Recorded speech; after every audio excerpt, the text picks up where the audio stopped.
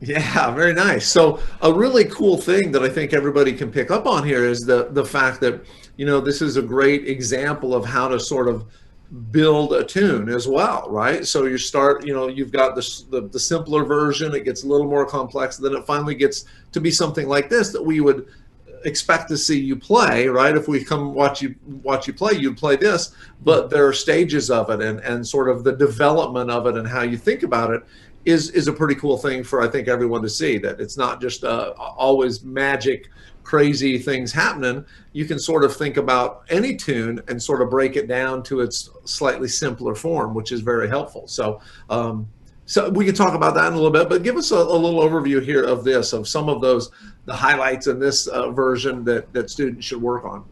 Sure.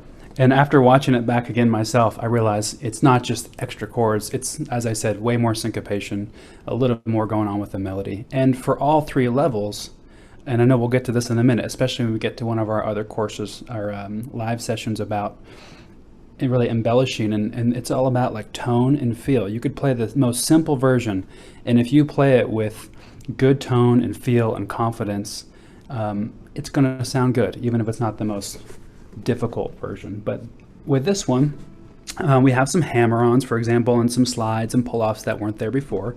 So I'm just going to start at the very top and show you the first few bars of the A section. Like right there, I'm hammering on my melody note.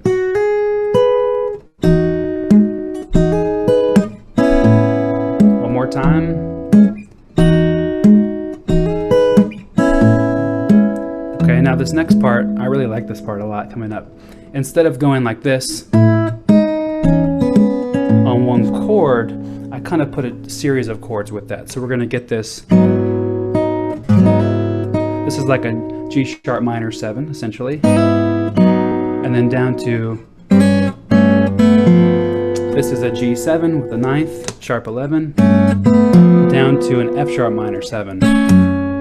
One more time on that whole part. One more time even.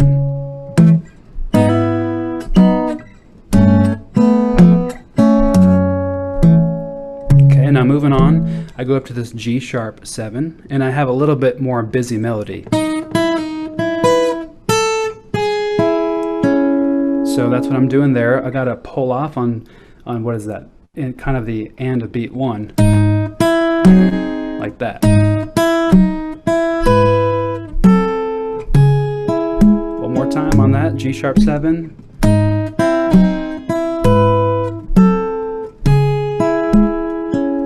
All right. And now before we had this A minor 9th afterwards that goes.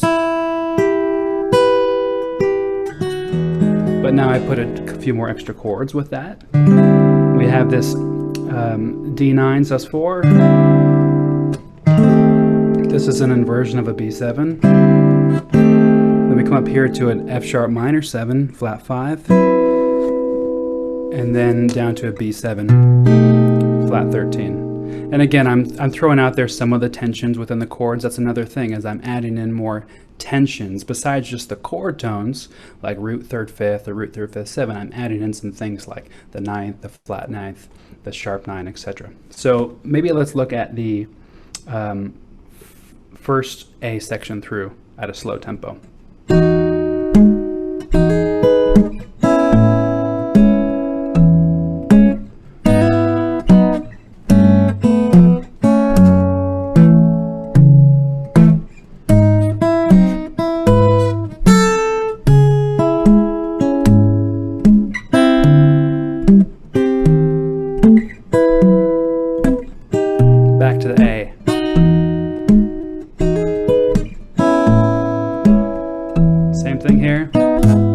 Anticipation. So the second time through, I sort of anticipate that chord. Instead of pinching it on the beat, I'm going with the melody notes first, then the bass notes. Little slide here. Now the sort of second ending is this cool move here.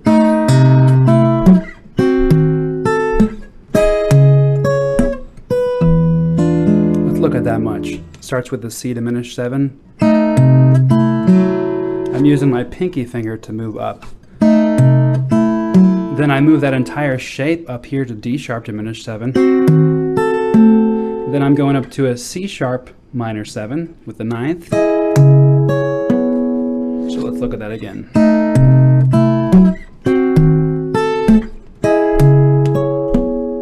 Down to an E7 flat 9. So that's a tricky section I would spend quite a bit of time working on.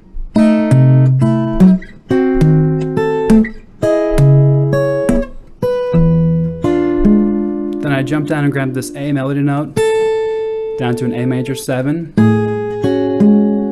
to an A minor 6. And that leads me into my G sharp 7, which will take me to the bridge. So one more time through the last 4 bars of that A section before the bridge or the B section.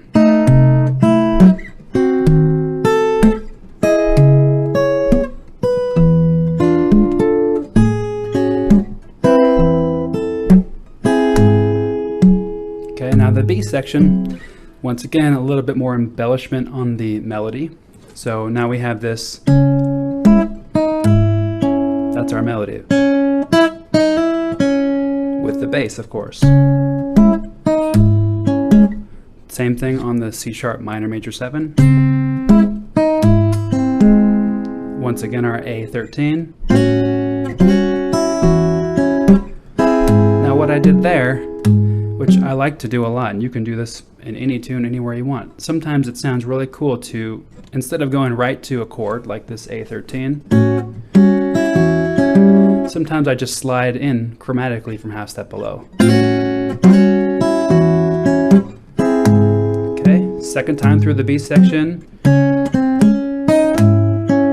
That part's a little tricky. We got 1 and 2 and 3 and 4. So a lot of syncopation. There's some hammer-ons. That's a tricky bar to work on.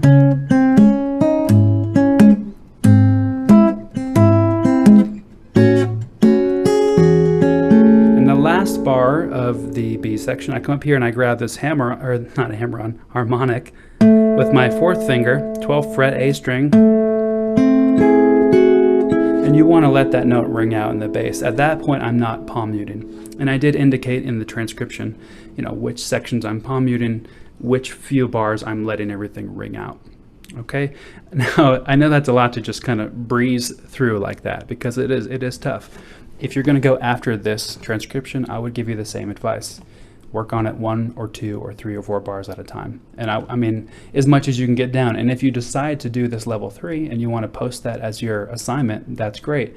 Don't feel like you have to play the chart from top to bottom. Maybe you just play me 1 time through the A section, or as far as you can get. So yeah, this one would be the one. I actually worked on this tune in reverse, believe it or not. I did this part first. I wrote this part first, and then I paired each one back a little bit as I went. So that's a little bit on level 3, a lot going on there. I would say to really work on the chord shapes. That is so important for level 1, level 2, level 3, is that I'm using the entire chord shape, as I said in the beginning. Sometimes my thumb, very often when I like to play this myself, I'm brushing up to get the 4th string, 3rd string, sometimes even the 2nd string on beats 2 and 4 especially. You don't have to do that. You could play it very articulate.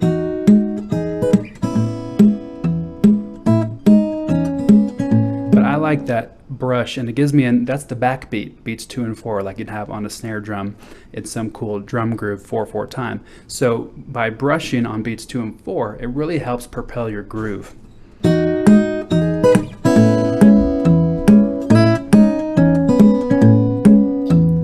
So that's something to add in there, whether you're doing level 1, 2, or 3.